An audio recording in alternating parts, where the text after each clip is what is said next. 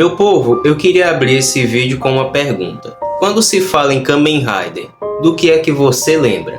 Daquele herói colorido, que salva o dia, que tem vários aliados, várias transformações e que vende muito brinquedinho? Se é isso que você lembra, parabéns, amigo! Você definiu o que não é Kamen Rider. Se você já assistiu algum Rider da Era Showa, você vai perceber que aqueles Riders eram muito dramáticos, tinham uma vida complicada e a jornada de herói deles não eram eles que escolhiam. E sempre tinha aquela questão deles serem uma espécie de ciborgue. Mas, por incrível que pareça, aqueles Riders ali ainda não são Kamen Rider em sua totalidade. Para que a gente consiga entender quem é um Kamen Rider de verdade, a gente precisa conhecer o seu criador, o mestre Shotaro Ishinomori, que foi um mangaka muito importante e foi ele que definiu o conceito inicial do Kamen Rider, que é um herói trágico que não escolhe a própria jornada e que tem muitas dúvidas acerca do que ele se tornou e de quem fez aquilo com ele.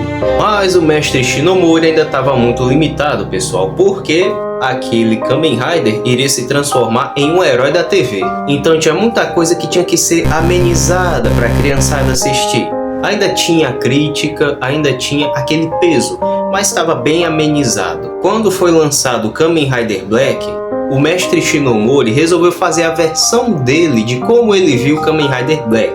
E saiu um mangá grotesco e muito complexo. E esse mangá conseguia mostrar tudo que o autor queria passar. Porque você tinha o Kamen Rider não como um herói, mas sim como uma maldição. Você tinha ele tentando entender o que aconteceu com ele. Você tinha o grotesco em volta de tudo. É tanto que o Kamen Rider nesse mangá não é nada bonito e ele muito menos tem moto e muito menos é chamado de Kamen Rider. Por mais que esse mangá seja incrível, não é dele que vamos falar hoje. Porque falar do mangá que foi feito pelo próprio autor é fácil. Agora que tal a gente falar de um filme que homenageia o trabalho do mestre Ishinomori? Um filme que retrata o Kamen Rider da sua forma mais crua e pavorosa, que não mostra uma narrativa de super-herói, mas uma narrativa de dor, sofrimento e arrependimento. E também esse é um filme arriscado e corajoso, já que o foco dele era homenagear o seu autor original e não respeitar o marketing do Tokusatsu. É com prazer que eu apresento a vocês nesse canal Shin Kamen Rider Prologue, ou Kamen Rider Shin Prólogo. Estejam prontos, porque vocês irão ver o quão terrível é ser o Kamen Rider. No começo do filme nós vemos que uma mulher é atacada por um monstro misterioso e em seguida um casal estavam tendo seus momentos íntimos, digamos assim, quando passou no rádio a notícia desse monstro. Então quando ele surge atrás deles e estava prestes a atacá-los, surgem policiais que tentam impedi-lo, mas eles não conseguem, o monstro é mais forte. Quando o monstro está prestes a fugir, um dos policiais consegue acertar um tiro nele. Mas de repente nós vemos que isso foi nada mais do que um sonho de um rapaz chamado Shin, que é o protagonista da nossa história. Depois disso a gente acompanha a chegada de vários empresários e especialistas em um laboratório. E nesse laboratório o anfitrião explica que eles estão fazendo pesquisas para melhorar a capacidade celular humana para poder combater doenças graves como AIDS e HPV. E o filme aqui já começa com uma sacada maravilhosa, porque um desses caras que chega para ver como tá indo o projeto é o homem, é a máquina, Shotaro Ishinomori. Um homem! Uma máquina! Uma besta enjaulada! É aquele ditado, né? O homem tem que estar averiguando para ver se o esquema vai dar certo. E quando o anfitrião tá explicando pro Ishinomori como funciona esse projeto, ele explica que possui 3 etapas. Na primeira etapa, eles querem colocar imunidade nas células. Na segunda, eles querem colocar anticorpos artificiais para reforçar ainda mais as células.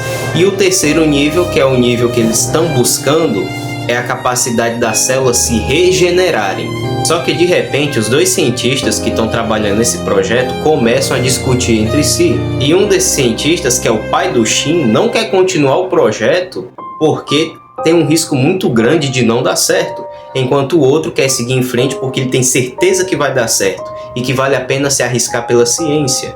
E sim, se o pai do Shin tá ali é porque a cobaia do experimento é o próprio Shin. E o Shin, independentemente das condições do projeto, ele insiste em continuar e pede para o pai não ligar para o que possa acontecer com ele, porque se esse projeto der certo, eles vão conseguir curar várias doenças graves que não têm cura. Agora eu vou chamar a atenção para uma cena em específico.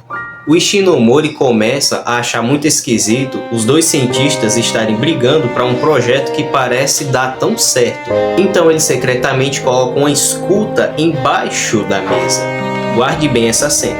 Depois do experimento, o Shin, o pai dele, a namorada dele e o outro cientista estão tomando um café. Nesse momento, o pai do Shin e o Shin tem uma conversa um pouco esquisita, porque o Shin estranha que o pai dele tá muito calado, tá muito quieto, e quando ele pergunta, o pai dele fala que ele tá pensando em muita coisa. E o Shin fica perguntando o que é, só que o pai não responde e pede pro Shin esquecer. Então dá um close na namorada dele. Lembra daquele chip que o Ishinomori colocou debaixo da mesa? Pois é, um dos caras que trabalham pro patrão do pai do Shin não encontrou só aquele chip, mas encontrou vários chips de escuta. E isso dá a entender que essa pesquisa tem algo muito errado. Do laboratório, o Shin vai para a academia com a namorada dele e lá nós conhecemos um grande amigo do Shin. E pessoal, quando eu digo grande amigo, não é pouco. Ao longo da análise desse filme, vocês vão ver que esse é um grande amigo. Porque ele se senta para conversar com o Shin, só que ele não tá bem. Ele tá com muita raiva do Shin, porque ele comenta que o Shin abandonou o sonho dele de se tornar piloto profissional para poder ser cobaia desse experimento. E aqui fica mais cristalino o porquê que o Shin se ofereceu. É porque já vieram outras pessoas antes do Shin para participar desse projeto. O problema é que elas morreram no processo. Então o Shin não queria mais ver pessoas morrendo, então ele se oferece. Ao mesmo tempo que ele tenta de alguma forma com isso amenizar a culpa do pai. Porque agora o pai deixa de pensar tanto na morte e focar na preocupação com o filho dele. Nisso, a namorada do Shin surge por ali, o amigo do Shin tenta aproximar eles para eles terem um momentozinho de intimidade, aí ele sai para continuar para o trabalho. E pessoal, um detalhe importante de falar aqui é que o Shin passou a maior parte do tempo dentro daquele laboratório. Então o que aconteceu no mundo afora durante esse período, ele não sabe, ele não tem noção. É tanto que quando ele pega um jornal, ele tem uma surpresa, porque no jornal estava dizendo que tinha um assassino à solta e esse assassino se assemelhava muito como um monstro. Aí ele começa a lembrar daquelas visões que ele estava tendo, aqueles pesadelos com aquele monstro que saía matando as pessoas, que saía atacando os policiais que tentavam ir atrás dele. Aí a partir daqui você percebe que ele começa a fazer uma analogia, começa a brotar na cabeça dele a ideia de que talvez ele seja o monstro. Nisso a namorada dele começa a achar o comportamento dele ali muito esquisito enquanto ele lê o jornal. Ele fica abismado com essa analogia que ele faz, então ele sai da academia correndo e a namorada dele não entende por que ele fez aquilo. Aí a gente corta e vai para um momento à noite, na qual o Shin está fazendo a caminhada para poder esquecer um pouco dos problemas. Então ele vê o cientista que está trabalhando com o pai dele no projeto saindo de madrugada, indo para algum lugar esquisito. Nisso, o Shin resolve perseguir ele para ver no que vai dar. Nesse desenrolar, o doutor acaba chegando numa espécie de armazém abandonado e lá dentro tem um laboratóriozinho particular dele. Aí nesse laboratório ele começa a se conectar em um monte de fio, começa a fazer tipo um exame com o próprio sangue dele. Enfim, aquele tipo de cena de hospital que você fica um pouco desconfortável. Mas aí em um determinado momento ele começa a agonizar como se ele estivesse se transformando. Mas perceba, durante todo esse processo o Shin tinha subido em uma parte mais alta para ficar espionando. Aí no momento que o doutor começa a agonizar, o Shin também começa a agonizar. Aí nisso ele cai lá de cima e o doutor ouve o barulho, interrompe o processo ali e olha pro Shin. Aí logo depois entra tipo uma equipe especial, todo mundo armada porque estava atrás do doutor. Aí começa a atirar para tudo que é lado e nessa brincadeira a gente acaba se perdendo um pouco do Shin. E só para esclarecer, aquela galera lá do Ishinomori que estava no laboratório e essa galera aqui, elas têm uma coisa em comum. Elas fazem parte de uma organização que está tentando derrubar esse projeto do laboratório, porque ele não é o que parece, é o que tudo indica. Mas até agora o filme ainda não falou do que se trata esse projeto afinal. Mas aí a gente volta pro doutor e o doutor na brincadeira ali do tiroteio acabou caindo. Só que preste atenção nessa sequência aqui. O doutor olha pro pessoal, a tela fica verde e logo em seguida a gente é cortado para a visão do monstro. Aí nisso o monstro começa a atacar a galera que veio atrás do doutor. Aí depois que o ataque do monstro acaba, a gente volta pro Shin. E o Shin tava lá deitado no chão. Aí nisso ele se levanta e começa a olhar para as pessoas ali que estavam jogadas no chão. E nisso ele estranhamente começa a ter as visões do ataque do monstro. Aí você fica naquela dúvida: o monstro é o Shin ou é o doutor? Depois disso, no outro dia, a gente volta pro laboratório, na qual o Shin não compareceu para fazer os experimentos. Aí nisso, o doutor comenta com a namorada do Shin que ele não era a cobaia adequada e que foi tudo uma perca de tempo. Aí ele sai do laboratório e vai pro escritório dele. Só que ele tem uma surpresa. O Shin tá lá esperando ele. Aí nisso o Shin começa a falar que ele quer saber o porquê que tava acontecendo tudo aquilo, o que tem de errado nesse experimento. Enfim, ele começa a ficar confuso, ele quer saber as respostas. O problema é que o doutor se segura e não fala. Aí nisso o Shin dá a cartada final e comenta sobre a noite anterior, sobre o ataque do monstro. Aí nisso o doutor muda de postura, ele se levanta, fecha a cortina do quarto e começa a falar que os cientistas estavam fazendo um experimento muito focado nos insetos, porque eles têm habilidades únicas que os seres humanos não conseguem compreender. Então ele foca em um inseto específico, que é o gafanhoto, que inclusive o gafanhoto é uma figura bem recorrente na franquia do Kamen Rider. Aí ele fala que o que chama a atenção dele no gafanhoto é a capacidade de telepatia dele. Ele se comunica com os outros da sua espécie à distância. Então, se um sente dor, o restante do grupo sente, então eles podem se reorganizar para poder sobreviver.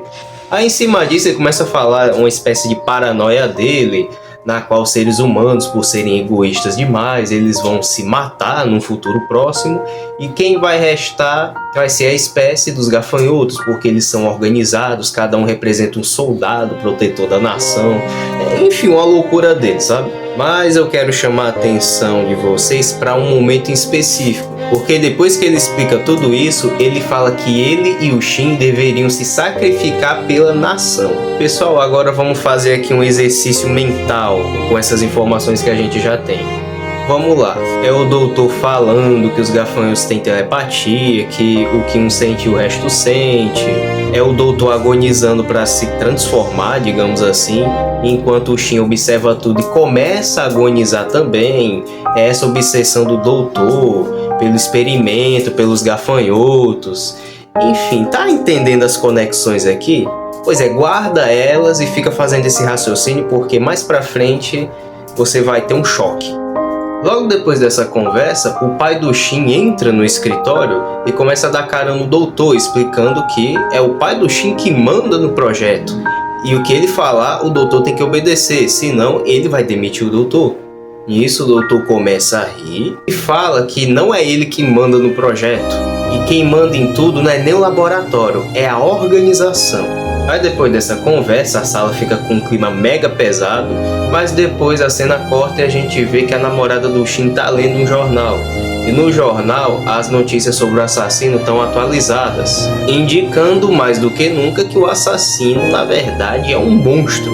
Depois disso, a gente vê o Shin andando de moto, indo de volta para o laboratório secreto no armazém, para ver se ele consegue descobrir mais alguma coisa. E chegando no laboratório, ele encontra uma mulher.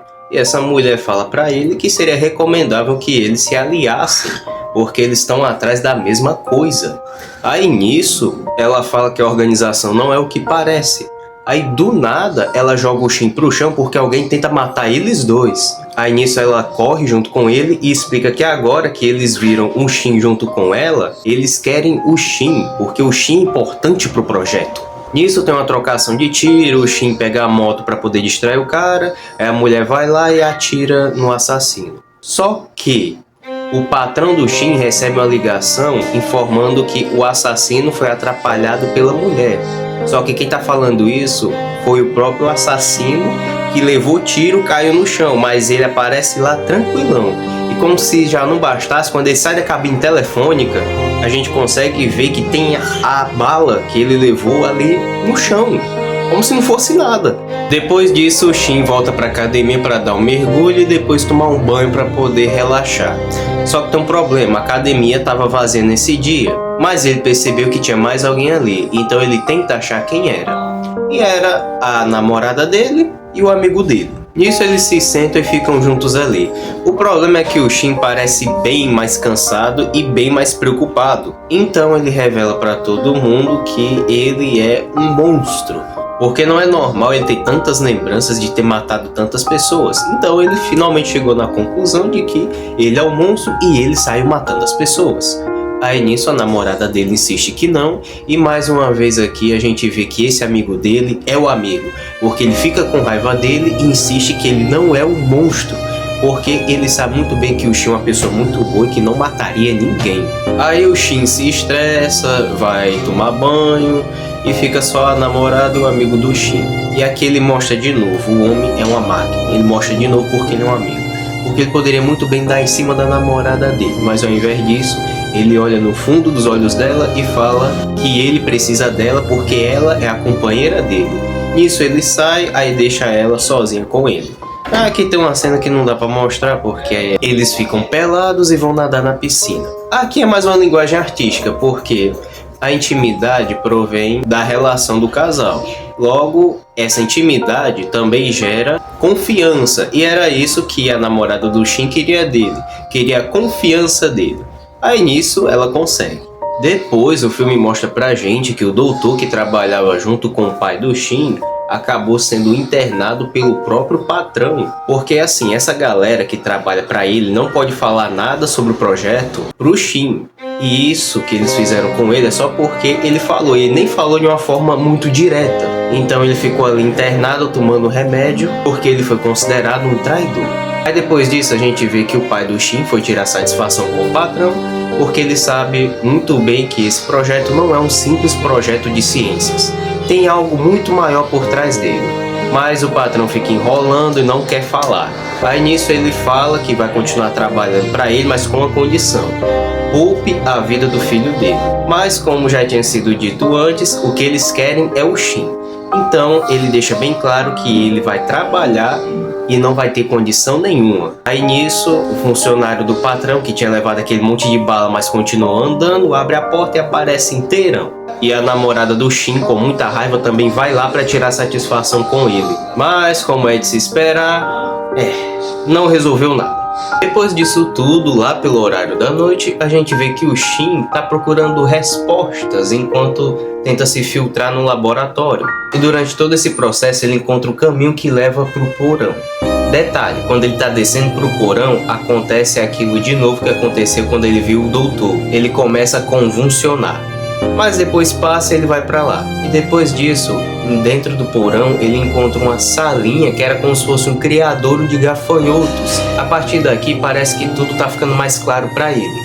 Mas de repente ele começa a ouvir uma voz assim, meio grotesca, como se estivesse chamando ele. Então ele sai dali e tenta se guiar para ver onde essa voz vai levar. E enquanto caminha sorrateiramente para ninguém ver, ele vê que o pessoal que trabalha no laboratório e aquele cara que levou aquele monte de tiro e continua vivo, estão transportando um caminhão.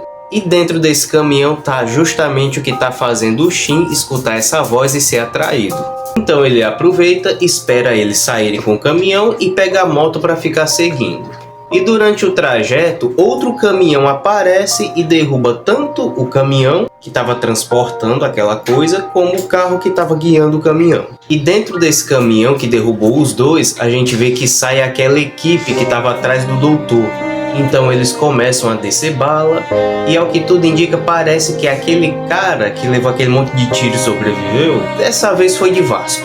Pessoal, desculpa se os nomes dos personagens estão um pouco difíceis de acompanhar, mas é porque esse filme dá muito pouco incentivo para você aprender o nome dos personagens. Sem falar que são um pouco difíceis, e o filme não é muito longo, tem 1h30. Depois do tiroteio, a equipe especial vai direto para o caminhão que eles tombaram.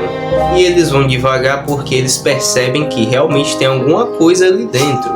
Só que no momento que eles vão disparar, aparece o Shin e pede para eles não dispararem, porque ele também quer saber o que tem lá dentro. mas eles disparam mesmo assim. E pessoal, quando eles disparam e a gente vê aquele caminhão pegando fogo, a gente vê que sai alguma coisa ali de dentro. E enquanto aquela coisa começa a queimar e a sofrer, o Shin também começa a sentir dor. É quase como se ele estivesse sentindo a mesma dor que aquela coisa. E enquanto ele sente essa dor, ele começa a se transformar num monstro, muito parecido com aquele monstro que está queimando ali. E se você reparar, tanto o Shin como aquele monstro se parecem com gafanhotos. E aqui vem a sacada, pessoal. Aquele monstro que está queimando ali é o doutor. Agora, pessoal, ficou tudo claro. Porque vocês se lembram que o doutor tinha dito que os gafanhotos têm telecinésia e o que um sentir ou fizer, o outro também vai perceber? Pronto, enquanto o Shin dormia e o doutor virava aquele monstro e ia atacar, o Shin, enquanto estava dormindo, ele conseguia perceber o que o doutor estava fazendo, porque ele também é um gafanhoto mutante. Então aquele sonho ali era simplesmente a visão dele do doutor. Não era ele que estava matando as pessoas, era o doutor. Mas continuando, o doutor morre queimado e o Shin está lá totalmente convertido no monstro. A equipe se prepara para disparar nele, hesita e do nada aquele cara que já era para ter morrido se levanta de novo. E dessa vez ele se levanta derrubando todo mundo da equipe especial. Aí nisso, a mulher que é a líder da equipe dispara uma bala na testa dele. E a bala simplesmente sai e cai no chão. Pessoal, eu acho que daqui já deu para entender que ele não é humano, né? Pessoal, agora percebam uma coisa, o Shin mesmo transformado ainda tinha consciência de um ser humano, então ele entra na frente e começa a lutar com esse cara, mas aí ele começa a se transformar em um robô. E aqui eles começam a batalha feroz, parece que o Shin vai perder, mas aí a mulher que lidera a equipe prepara aquela bazucona para atirar. Nisso o Shin sai da frente e quem leva o tiro é o robô. Pessoal, eu espero sinceramente que dessa vez ele tenha morrido, porque meu amigo, o cara levou tiro, caiu de um prédio e não morreu, depois ele foi fuzilado e não morreu. Eu espero que dessa vez, depois de um tiro de bazuca, ele se levante mais não. Bom galera, daqui a mulher se prepara para disparar no Shin, mas ela não consegue, porque o Shin salvou ela e ela olha pro Shin, independente que ele seja aquele monstro, ela consegue ver a humanidade nele. Nisso o Shin aproveita que ele não é besta e sai fugindo. Aí a gente vê que na estrada a namorada do Shin tá seguindo com o carro dela e de repente ele aparece na frente do carro dela. Só que ela não corre ou fica assustada, ela simplesmente sai do carro e olha para aquela coisa e vê que ali é o namorado dela. Então ela começa a ficar triste, querer chorar, vai em direção a ele e abraça, cara. E pessoal, eu devo dizer que a parte mais triste desse filme, para quem já é acostumado com Kamen Rider, não é tanto a história do herói em si, mas é a relação entre ele e a namorada dele. Porque a tragédia do Kamen Rider que o Shotaro Shinomori criou, a gente já está acostumado, mas esse tipo de relação aqui é uma coisa particularmente nova. Depois disso tudo, a gente vê que a mulher que estava liderando a equipe tá em uma ligação com o chefe dela e explica tudo o que aconteceu. E explica que o Shin, por mais que seja um monstro, defendeu ela. E então ela dá a sugestão de pelo menos neutralizar ele para poder levar e estudar, que aí não é precisar matar ele. Mas a ordem do chefe foi clara, tem que exterminar ele porque ele é uma arma biológica. E pessoal, vou ser sincero com vocês, pessoal, eu detesto essa mulher porque olha só, ela ia morrer porque naquela altura do campeonato ela já tinha perdido toda a equipe dela e o robô ia matar ela. Aí veio o Shin e salvou ela. Aí ela vai matar ele, mesmo depois disso, cara. Dá muito ódio, velho. Depois disso a gente vê que o Shin tá com a namorada dele em um cais. E ali o Shin já não suporta mais e ele quer que ela explique logo tudo que tá acontecendo. Por que ele se transformou naquilo, por que o doutor se transformou naquilo. Enfim, ele quer saber de tudo. E enquanto isso a gente vê que o pai do Shin estava lá no escritório dele no laboratório, quando o patrão dele entra para falar que o doutor que trabalhava com ele morreu e que agora é o pai do Shin que vai ter que conseguir novas amostras. É o seguinte galera, o filme aqui vai ficar alternando entre a namorada do Shin e o patrão do pai do Shin e o pai do Shin. Mas é o seguinte, por mais que eles fiquem alternando, a conversa deles dois em conjunto monta a explicação que a gente quer saber. Então não vou ficar dizendo, agora eles ou agora eles, não. Eu vou logo falar tudo de uma vez para ficar explicado e não ficar confuso. A organização não estava fazendo pesquisas para medicina, ela estava criando ciborgues. Ciborgues esses para vender para os militares, pois a principal atividade da organização não é medicina, é atividade militar. E a ideia deles era ficarem limitados aos soldados de nível 2. E um exemplo de soldado de nível 2 era aquele que o Shin enfrentou quando ele tinha se transformado no monstro. Mas eles não queriam ficar limitados somente com nível 2. Eles queriam criar soldados de nível 3, que são soldados ainda mais poderosos. O problema é que aquele doutor que ajudava o pai do Shin no experimento descobriu as reais intenções por trás de tudo aquilo. Só que a lealdade dele para a ciência era quase uma doença, porque ele queria ser mais do que a própria criação, ele queria ser mais do que Deus. Então o doutor acabou descobrindo que a ideia desses soldados de nível 3 é que eles são soldados que podem ser criados do zero desde as suas células. Então a partir disso ele começou a estudar gafanhotos e descobriu tudo aquilo que a gente já sabia. Mas olha só, ele é tão doido que para poder criar o soldado de nível 3, ele usou o próprio corpo dele para se fundir com o gafanhoto e criar esse soldado de nível 3, criar um soldado do zero. A organização, que não é besta nem nada, se aproveitou disso, porque a partir disso eles já iam ganhar um soldado de nível 3, aí era só pegar e copiar e colar.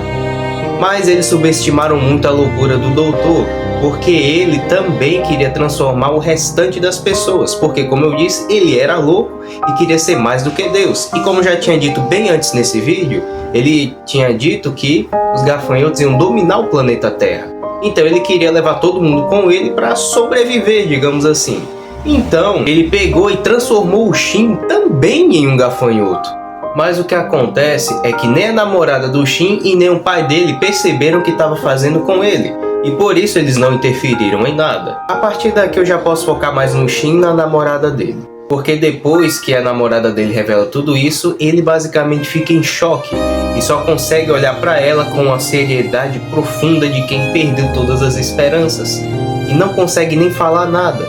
Então a namorada dele fala que vai se reconciliar e para provar que ele pode confiar nela, ela vai voltar pro laboratório para falar com os superiores dela para reverter tudo. Só que tem um problema, pessoal. Essa altura do campeonato, a organização já sabia que a namorada do Shin estava comentando sobre o experimento com ele. E aquele ditado, é secreto, você não pode espalhar para ninguém. Então quando ela chega lá, ela é raptada e feita de prisioneira. Mas o motivo não era simplesmente porque ela contou ao Shin, porque o patrão do pai do Shin revela que ela estava grávida do Shin e que ia nascer um monstro igual a ele. Então agora eles perderam o doutor, mas agora eles têm duas cobaias, que é o Shin e o filho dele. Só que dentro dessa cela também está o pai do Shin. E nisso ela começa a convulsionar porque ela vai dar a luz pro monstrinho. Ao mesmo tempo a gente vê que o Shin tá lá, cabisbaixo ainda no cais, e de repente ele começa a ouvir alguém chamando. Só que não tem mais o doutor, então quem é que tá chamando? Era o próprio bebê, galera. Então ali ele toma vergonha na cara, recupera a vontade de viver porque tem alguém que tá precisando dele. Nisso ele corre foguetado para poder ver quem é que tava pedindo ajuda dele. Aí fica aquela pergunta, ele esqueceu que ele tinha uma moto? O pai do Shin fica desesperado porque ela tá prestes a dar a luz e não tem ninguém para ajudar.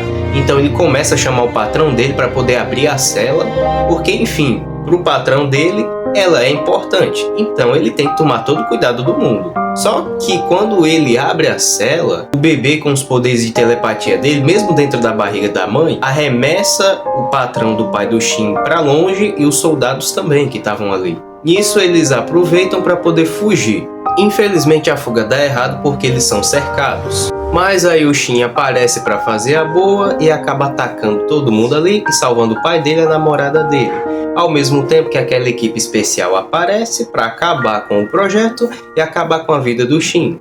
Então o Shin, a namorada dele e o pai dele aproveitam para se esconder e fugir. Mas eles são encontrados pelo patrão do pai do Shin que estava armado. Então galera, ele fala que ele até pode voltar para a organização, Mas como ele vai voltar de mãos vazias, ele vai ser punido. Então que se for para ir pro inferno, ele vai levar os 3. Mas aí quando ele começa a atirar e vai acertar no Shin, a namorada dele entra na frente e acaba tomando os tiros nas costas. Com a namorada dele nos braços dele, ele pega uma cadeira e arremessa no vilão. Aí nisso ele acaba batendo a cabeça e desmaiando.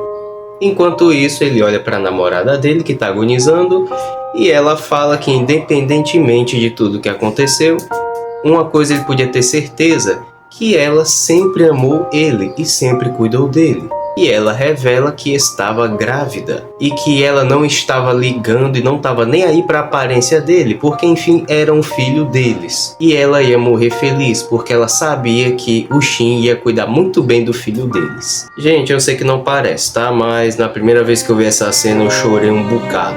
Depois dessas palavras, ela infelizmente morre. Nisso, o Shin fica brabo e aqui a gente tem uma das melhores sequências de ação desse filme e uma das cenas mais satisfatórias, porque o vilão que estava desmaiado, ele acorda e o Shin, olhando com ele em fúria, se transforma no Kamen Rider Shin e parte para cima dele. E a morte deste vagabundo é lenta e extremamente sofrida do jeito que ele merece depois de tudo que ele fez. Gente, eu não queria falar isso, mas vamos lá. Lembra daquele cara que tomou tiro, caiu de um prédio, depois foi fuzilado e depois tomou um tiro de bazuca?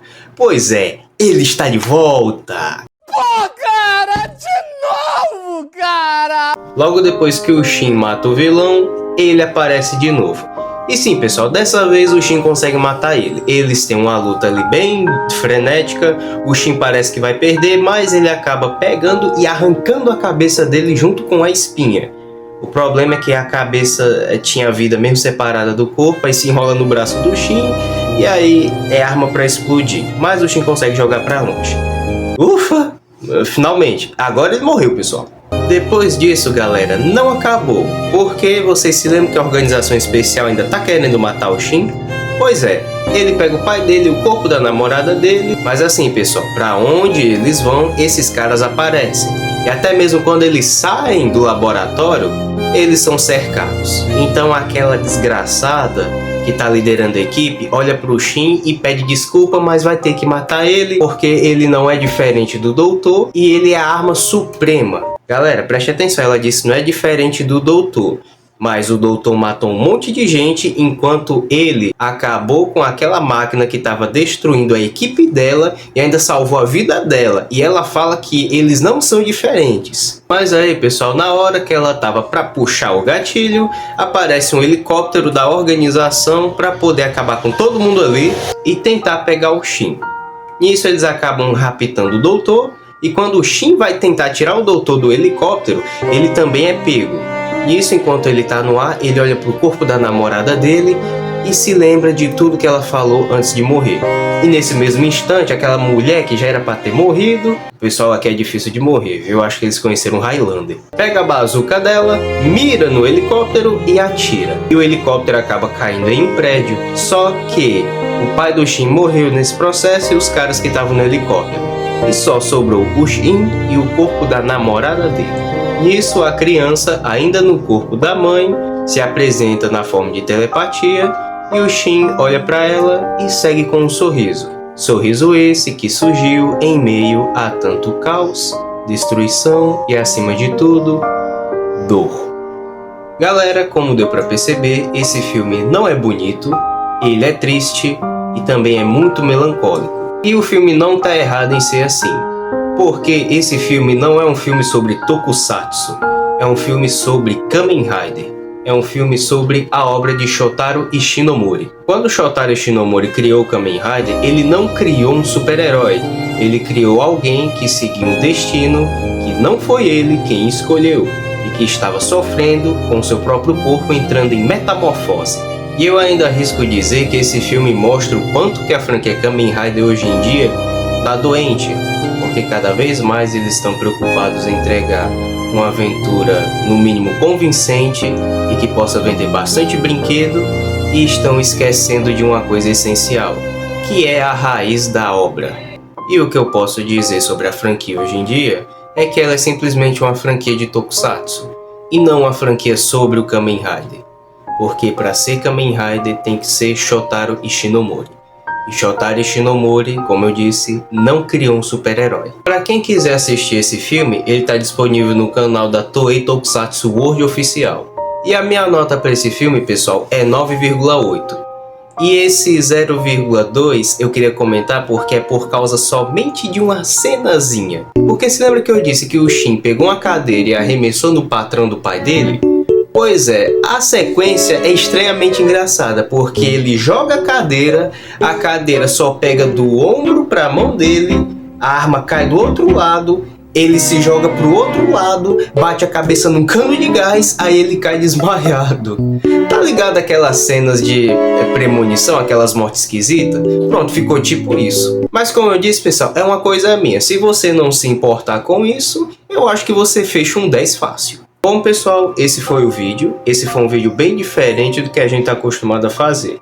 Porque independente que eu tenha feito uma piadinha aqui ou outra, no geral esse vídeo teve um tom bem mais melancólico.